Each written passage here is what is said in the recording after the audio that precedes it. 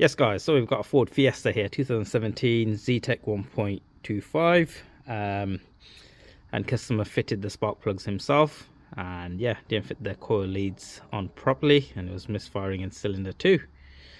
So yeah, that's sorted now. So this lead here wasn't fitted properly, which is cylinder 2. It's all sorted now. So yeah, we're gonna clear the fault codes and then see what happens.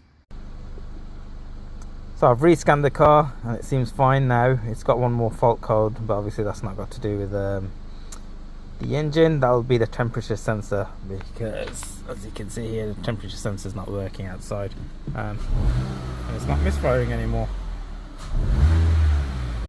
If you guys have liked the video, make sure to give it a like, hit the subscribe button if you want to see more.